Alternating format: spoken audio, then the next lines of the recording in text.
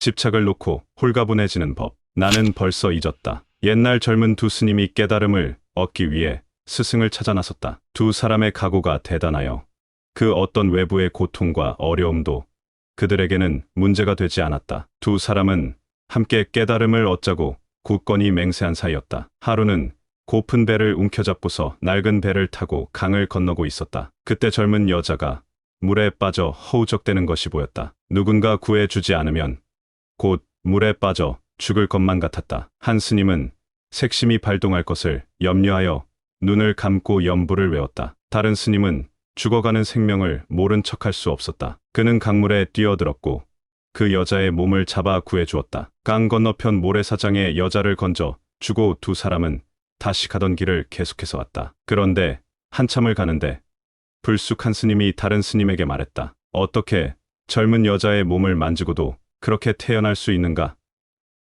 색을 경계하는 것이 마땅한데 자네는 아무렇지도 않단 말인가? 그러자 여자를 구해준 스님이 말했다. 나는 벌써 잊었는데 자네는 아직까지도 그 여자를 생각하고 있었는가? 부처의 말이 이와 같은 것이다. 뗏목은 강을 건너기 위해서 필요한 것이다. 강을 건넜으면 뗏목은 놓아두어야 한다. 뗏목을 잘 활용했다고 해서 그 뗏목을 짊어지고 간다면 그 얼마나 어리석은 일인가. 마지막에 가서는 법 아닌 것도 버려야 하고 심지어는 법마저도 버려야 한다. 그것들을 언제까지고 마음에 짊어지고 가는 것은 비움을 모르고 비움을 실천하지 못하는 것이다. 장자에도 비슷한 비유가 등장한다. 통발은 물고기를 잡는데 유용한 도구지만 물고기를 잡고 난 뒤에는 계속해서 통발을 들고 있으면 안 된다. 물고기를 잡은 다음에는 물고기를 가지고 요리를 해야 한다. 올가미는 토끼를 잡는데 유용한 도구지만 토끼를 잡았는데도 계속해서 올가미를 잡고 있으면 안 된다. 토끼를 잡은 다음에는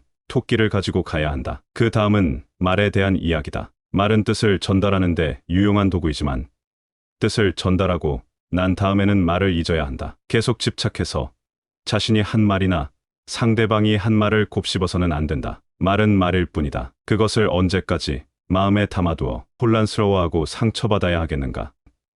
마음이 머무르는 곳. 육조 해능 선사는 젊었을 때 뗄나무를 모아 편모를 봉양했다. 어느 날 나무를 해서 여관에 배달하는데 한 손님이 읽던 금강경의 독경 소리를 듣고 깨달은 바가 있어 그 길로 출가했다고 한다. 그 독경은 응무소주 이생기심이라는 구절이었는데 응당 머무는 바 없이 그 마음을 내라라는 뜻이다. 금강경의 사구계 중 하나인 이 구절은 상에 머물지 말라는 무주상을 말한다. 집착 없는 마음은 그래서 중요하다. 뗏목에 집착하지 않는 마음, 통발에 집착하지 않는 마음, 올가미에 집착하지 않는 마음, 말에 집착하지 않는 마음을 내는 것이 중요하다. 일상을 살다 보면 나와 타인의 말이 항상 잔상으로 머리와 마음에 남는다. 그래서 시간이 흘러도 계속 생각하고 다시 떠올린다. 그러나 그렇게 집착하는 자신을 알아차리지도 못한다. 가끔씩 내가 아직까지 그것을 생각하고 있었구나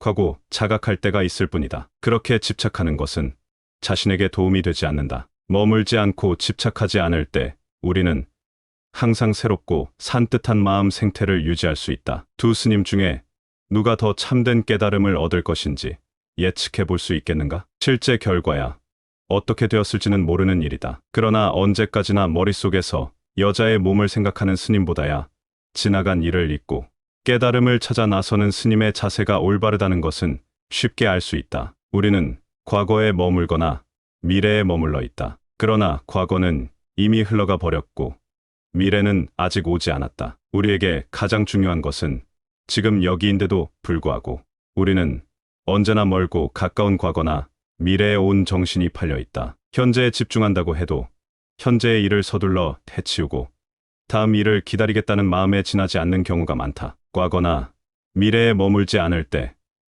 지나간 일이나 아직 오지 않은 일에 집착하지 않을 때, 그리고 현재 당면한 일을 서둘러 해치우고자 하지 않을 때 우리는 더욱 현재에 집중할 수 있다. 자신이 가지고 있는 뗏목, 통발, 올가미가 무엇인지 생각해보자. 그것에 머물지 않을 때 우리는 현재에 집중하며 더욱 앞으로 나아갈 수 있을 것이다. 어린아이의 마음을 가져라. 성경에서는 천국에 들어가는 조건으로 어린아이를 꼽고 도덕경에서는 덕을 쌓은 자, 맹수가 해를 끼치지 않는 존재로 갓난아이를 이야기한다. 성경과 도덕경에서 동일하게 어린아이를 중요하게 여기는 이유는 무엇일까? 어린아이는 어떤 점에서 덕을 두터이 머금은 성인과 같은가? 첫째, 아이들은 무엇을 할 때 잡념이 없다. 내가 이렇게 하면 이득이 있고 저렇게 하면 이득이 없다는 생각이 없다. 아이들은 그래서 상에 머물지 않는다. 무주상을 자연스럽게 실천하는 존재라고 할 수 있다. 이것은 나이가 들면서 점점 주변 상황을 고려하게 될 때까지 이어진다. 그 이후에 성인이 되면 말 하나, 행동 하나하나에 온갖 상이 들어간다. 집착이 들어가고, 탐욕이 들어가고, 좋아하고 싫어하는 마음이 들어간다. 그래서 순수한 형태의 말과 행동이 나오지 않는다. 좋아하지만 좋은 것을 내색하지 않고 싫은 것도 좋은 척한다. 둘째,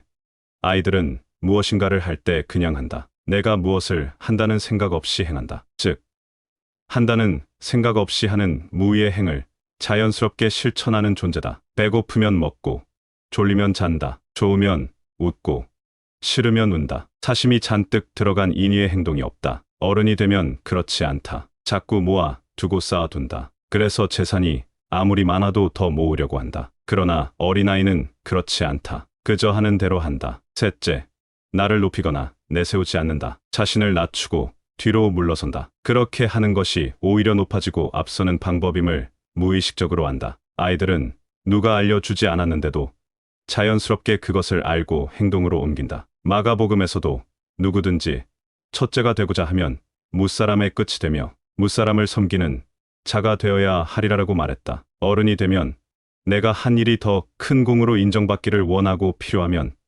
다른 사람의 공까지 빼앗는다. 어린아이는 정직하다. 있는 그대로 인정한다. 넷째, 어린아이는 지금 여기에 가장 충실한 존재다. 지나간 일을 생각하거나 미래의 일을 걱정하여 조바심을 내지 않는다. 단지 지금 여기에서 벌어지는 일을 가장 중요한 일로 여긴다. 놀 때는 신나게 놀고 먹을 때는 맛있게 먹는다. 아무리 과거가 어쨌느니 미래가 어떠할 거라느니 해도 고려하지 않는다. 지금 여기를 가장 중요하게 생각한다. 천국은 그런 모습이 아닐까. 어린아이와 같은 마음을 가진 사람들이 갈 수 있는 곳이며 상에 머물지 않고 무의의 행을 하는 사람들이 존재하는 곳이다.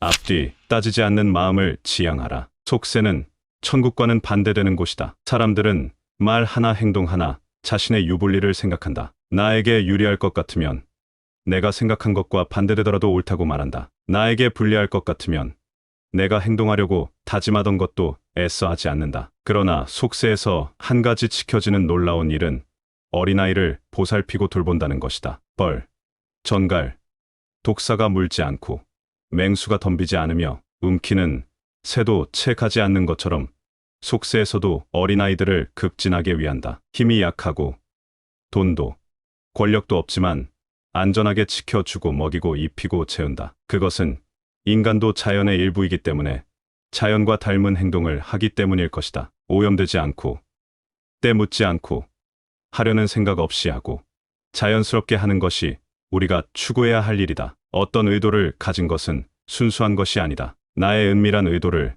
다른 사람이 모를 것 같지만 마음속의 의도가 외부로 흘러나와 자연스럽게 주변에서 그것을 알게 된다. 그래서 다른 사람의 마음이 보인다고 하는 것이다. 그러나 진정한 고수의 마음은 알기가 어렵다. 일반 사람들이 상에 머물고 인위의 마음을 낼 때 고수는 무주상, 무위의 마음을 추구한다. 그래서 알려고 해도 알 것이 없다. 그 때문에 하수는 고수의 마음을 절대 알지 못한다. 의도가 없는 사람의 의도를 알아내기는 불가능하기 때문이다. 중국 선불교 3조인 승찬 선사도 신신명에서 지극한 도는 어렵지 않으니 오직 가리고 고르지 않으면 된다. 다만 미워하고 사랑하지 않으면 모든 게 막힘없이 명백하다라고 말한 것이다. 좋고 싫고의 마음, 의도성이 들어간 마음은 도에서 아주 멀리 있다. 그리고 천국에서도 아주 멀리 있다.